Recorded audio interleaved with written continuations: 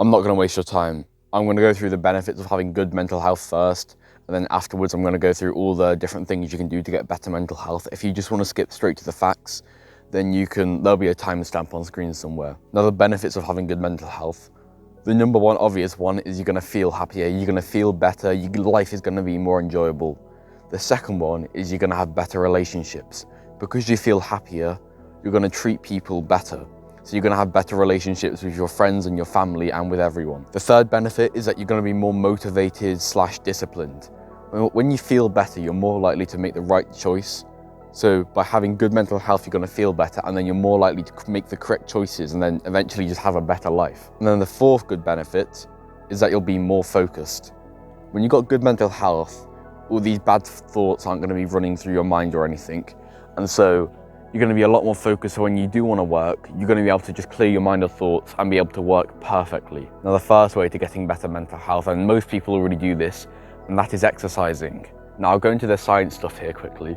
When you exercise, your body releases endorphins and it gets rid of cortisol. Endorphins are like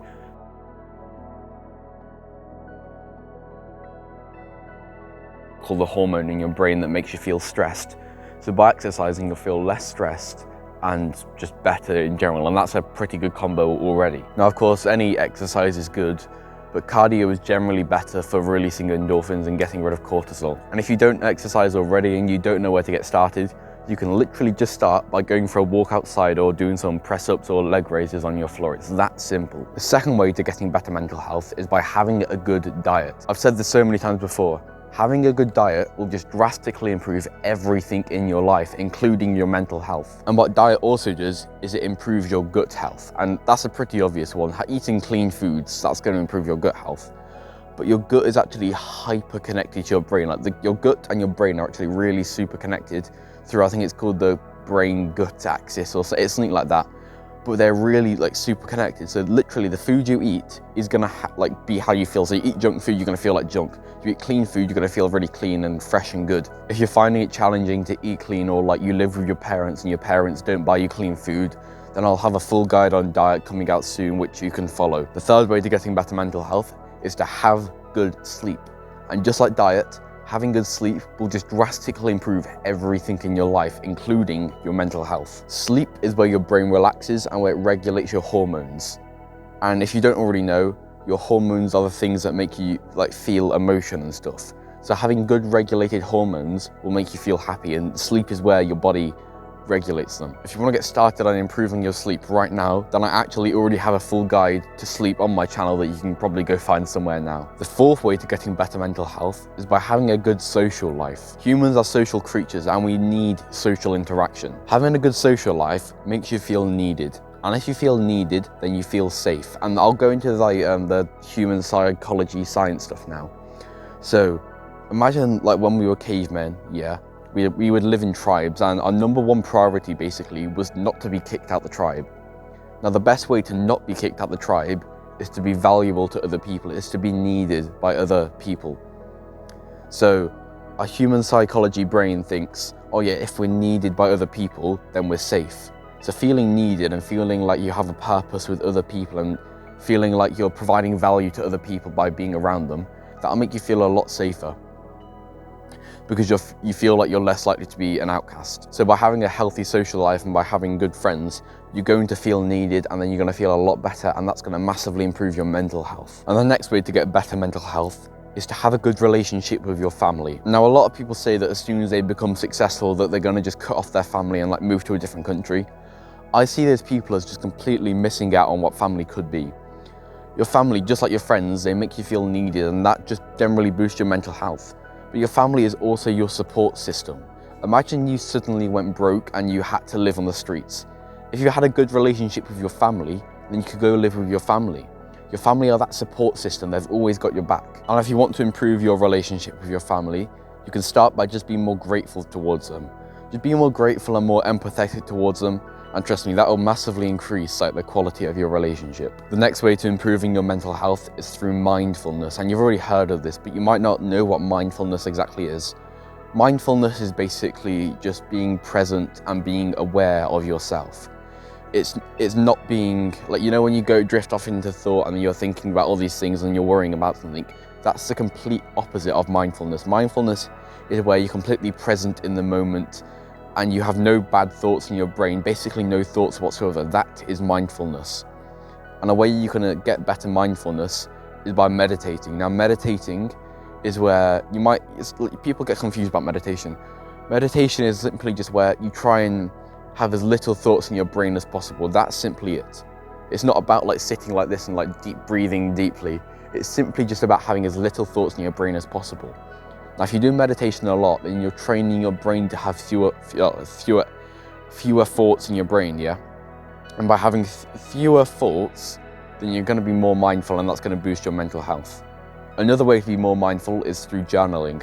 Now, just journaling, you can write about your day, write about your problems, but it makes you so much aware of yourself, and it makes you more aware of your problems. But it's sort of like, if you write everything down, you're laying everything down in front of you, and being able to see it like that, it makes you see everything so much more clearly. So if I had a bad day today, yeah, I would write about it in my journal, and then I could visualize it, and I could see it a lot clearer, and then I could see what happened wrong, and I could see what I needed to do better. It's kind of a hard concept to explain, but just journaling and meditating together will massively improve your mental health. If you were only going to do two things, I'd say meditating and journaling. They're definitely the best two habits to get into to improve your mental health. Now, the next way to improve your mental health is through gratitude, and I can talk from my own experience with this.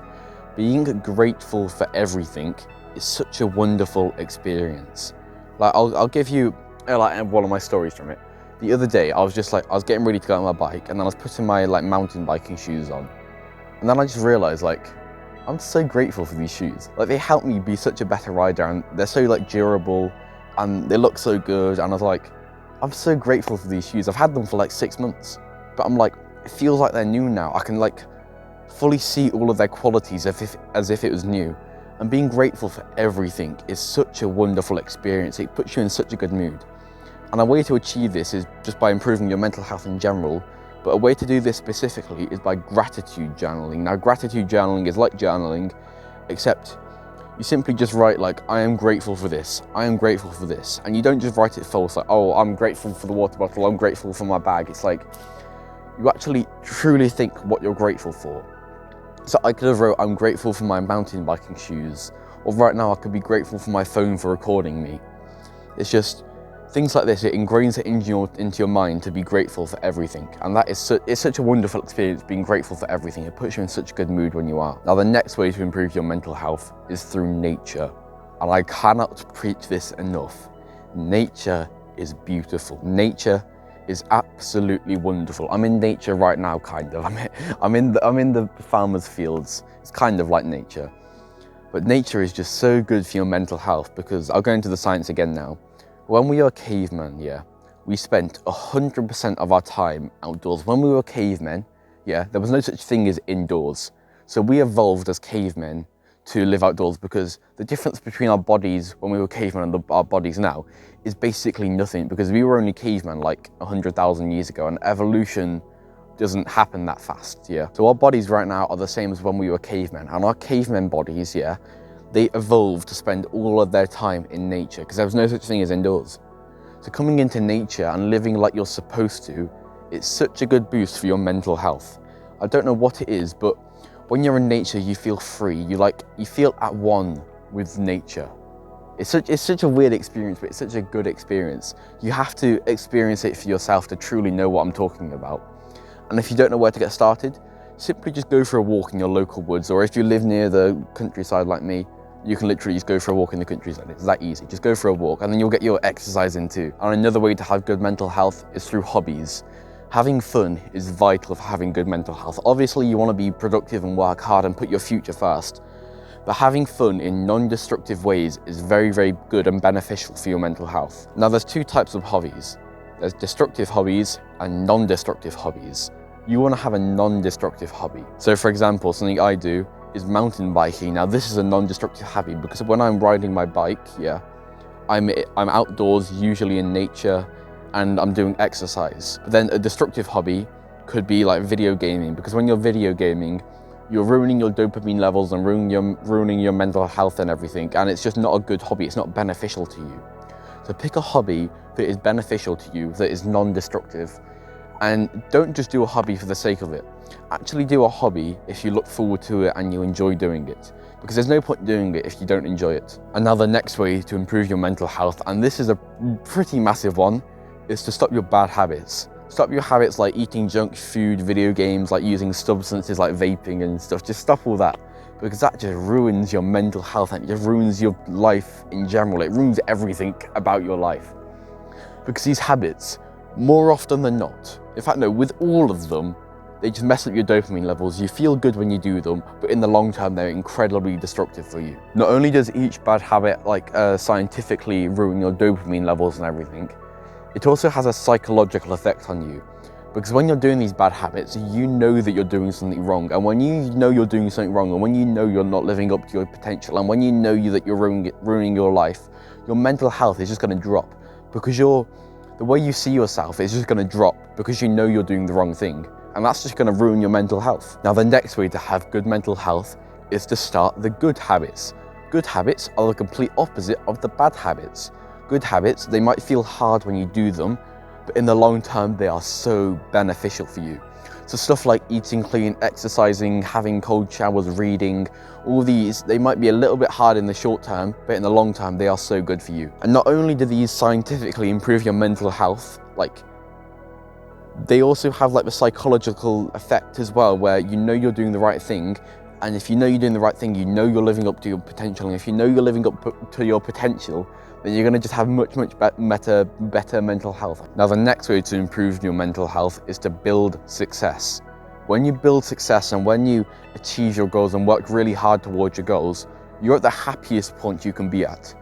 Like personally for me, when I'm working really, really hard on my YouTube and focusing all my effort onto my YouTube, that is when I'm at my happiest. Today, I spent 5 hours planning all my videos before I came to record, and today I've absolutely loved doing all of it because I'm making progress to my goals. It might sound stupid, but working hard on something you enjoy on is actually the most enjoyable, fun thing you can do, and it's so good for your mental health. And when you do achieve these goals, you prove to yourself that you are worth something. And when you do achieve these goals, you prove to yourself that you can do these things.